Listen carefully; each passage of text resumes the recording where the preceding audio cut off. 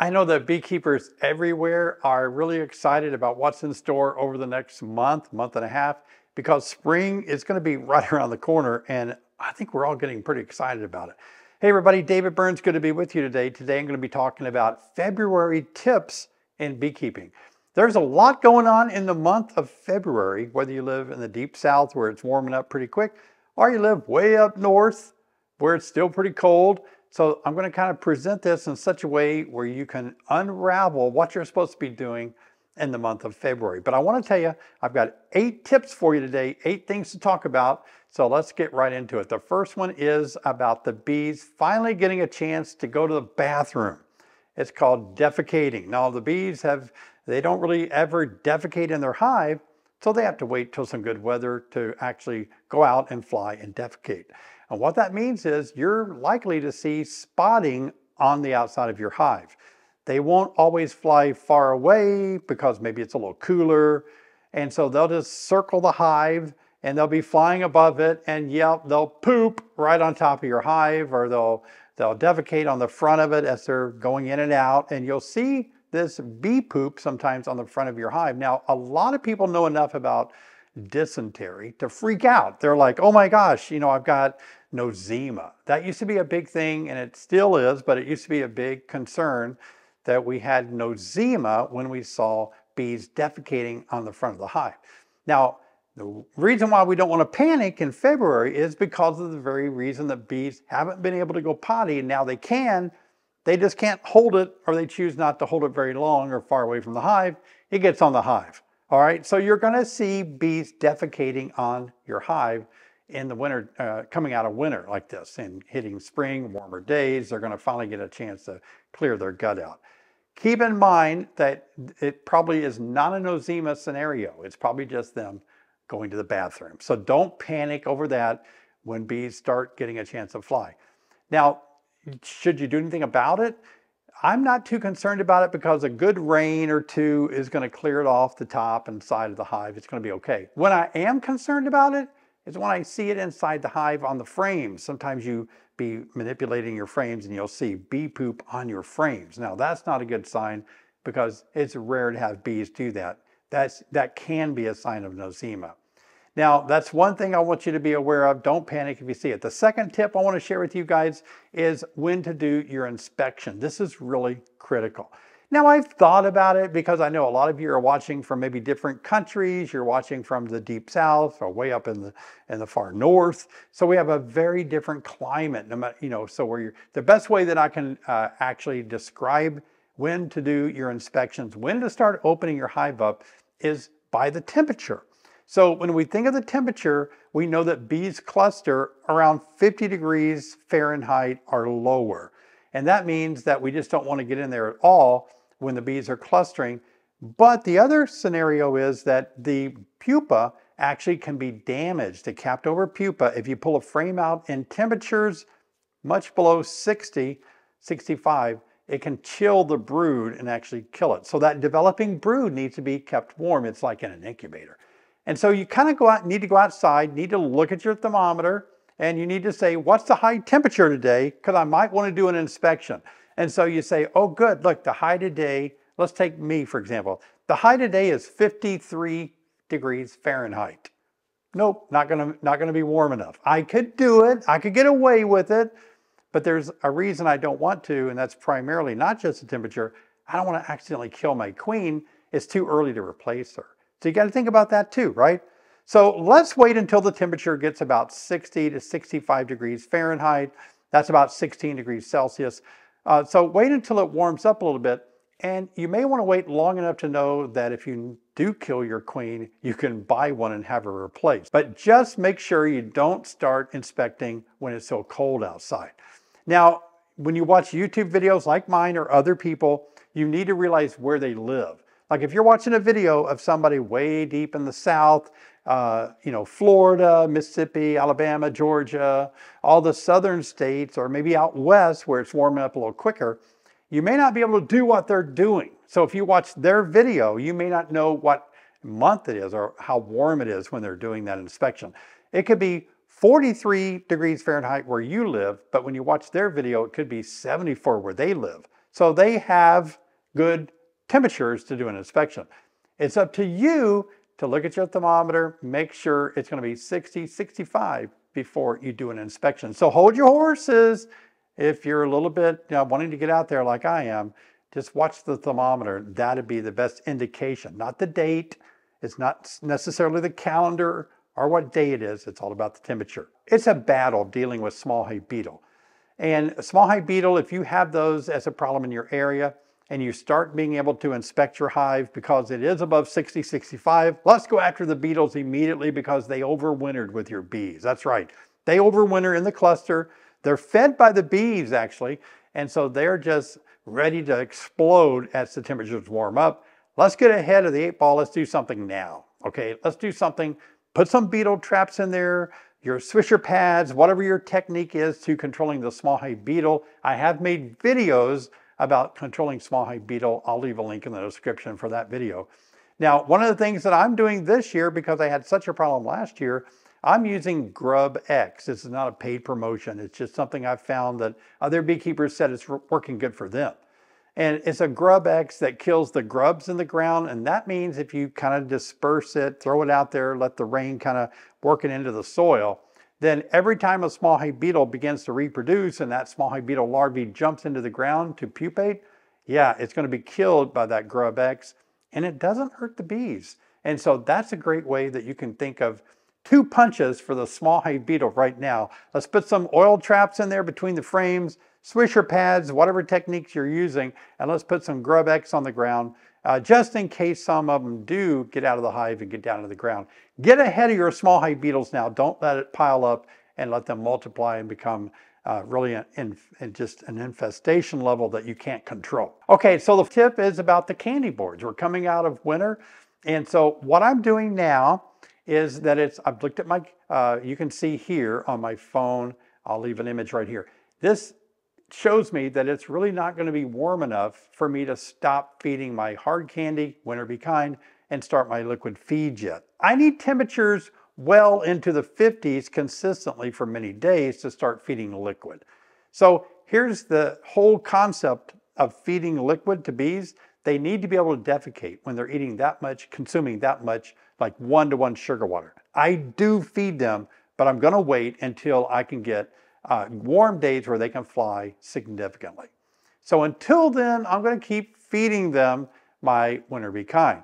Now, one of the things if you want to experiment with, if this is allowable in your state and your philosophy is endorses this, you can put out a community feeder. Some people don't like to community feed. They're worried about diseases being transferred from other hives through the community feeding. I get all that. But if you're living out where there's not a lot of bees by you and just your bees and you want to feed them out in the open somewhere, then yeah, you can get a pan of sugar water 1-to-1, put some rocks, some sticks in there, and see if your bees on warmer winter days may fly out there and consume it. Now let's talk about the candy board while we're on the subject, because here's the deal. When it warms up, you want to make sure that your candy board is monitored. And what I mean by that is, if it gets really warm, 60, 70, 80s, but it's just a rare warm up in the middle of winter, you might want to tape off the entrance if you're getting robbed. In other words, other beehives might be looking for sugar. They find your hive, they find a Winter Be Kind or a feeder at the top, your fondant or something. They may try to rob that hive. So it's unlikely, it doesn't happen that much, but a warm up can produce robbers. So be sure to monitor that Winter Be Kind and make sure that robbers don't get in that little hole. Shut it off if you do see robbing. Now, another thing is you want to monitor the Winter Be Kind for consumption. Are they consuming it? Is it warming enough that it might be turning to liquid? Monitor everything about the Winter Be Kind on these warm up days. And if it's warming up that much, then you need to put some 1-to-1 sugar water on it, because that means you need to feed your bees because they're taking cleansing flights. Obviously, bees are robbing. So that might be the transitional period of going from hard candy to 1-to-1 sugar water.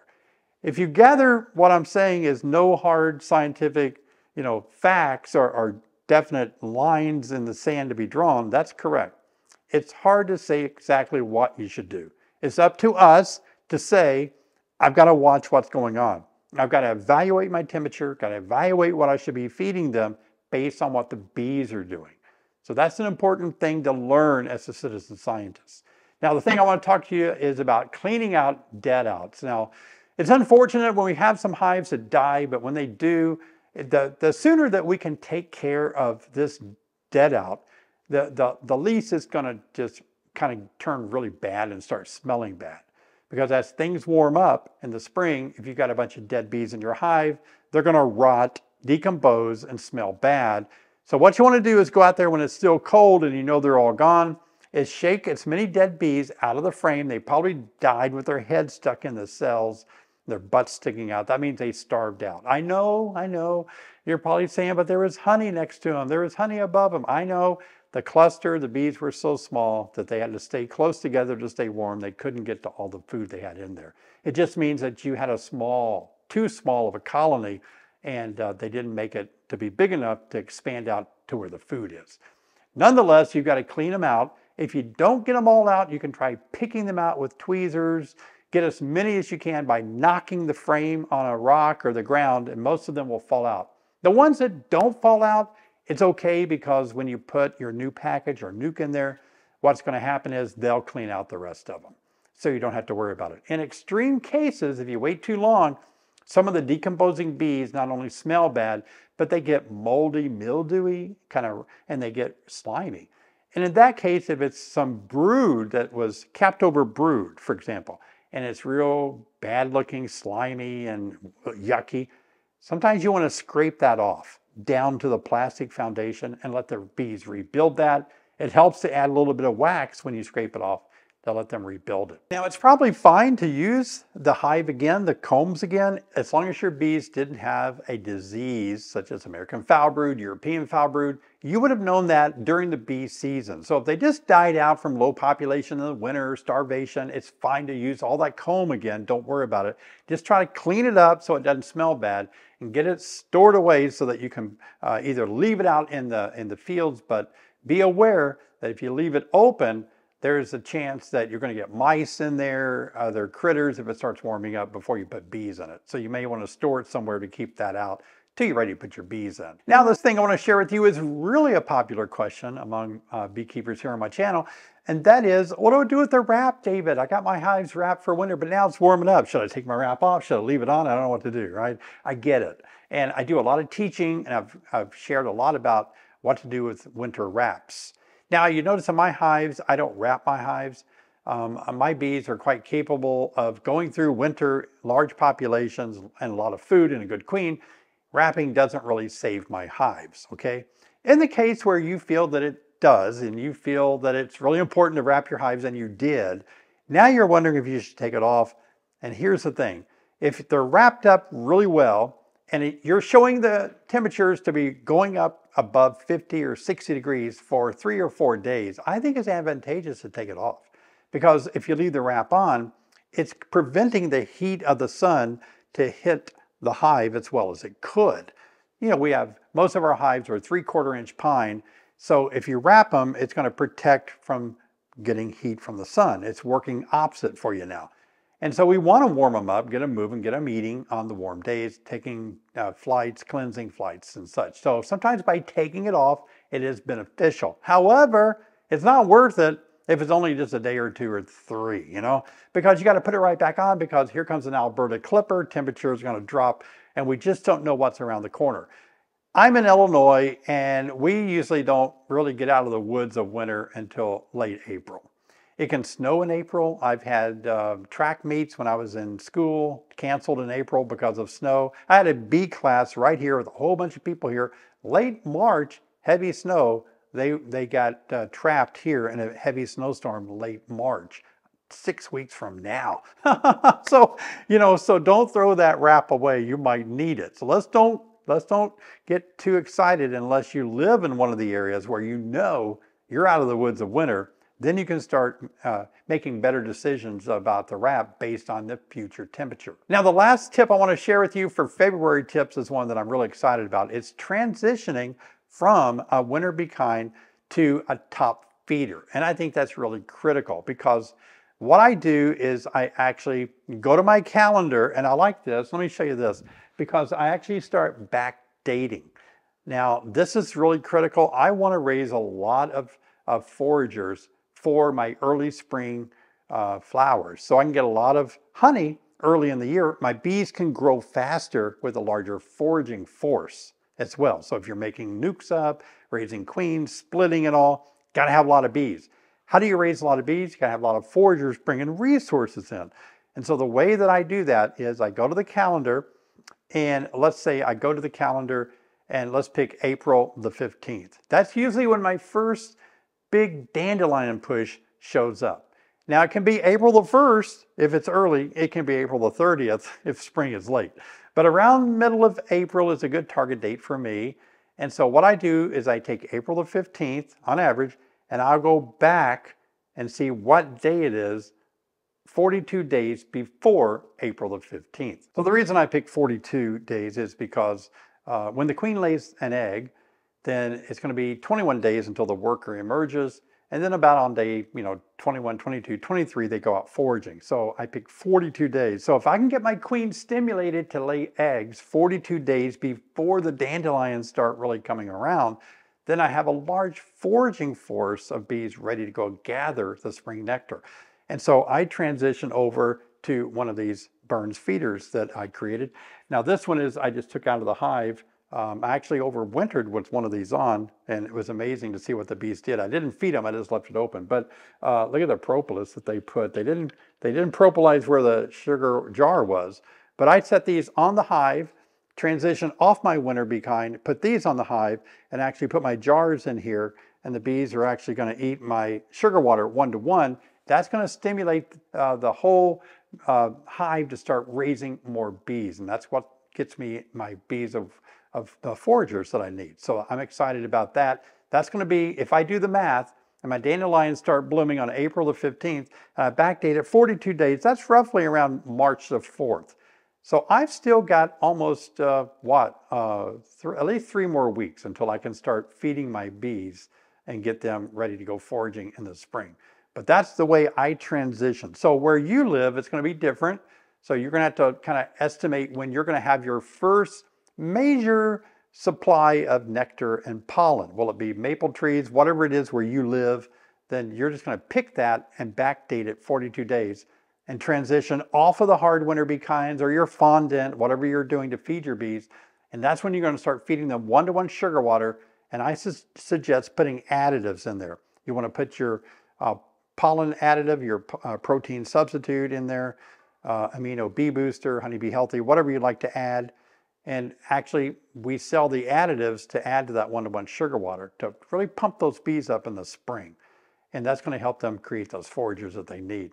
So transitioning from out of winter into spring is a critical time. I want you to remember these February tips are really crucial, because congratulations, you've made it this far, getting your bees through the winter. Now, you don't want to mess it up now. This is the month that they start starving out.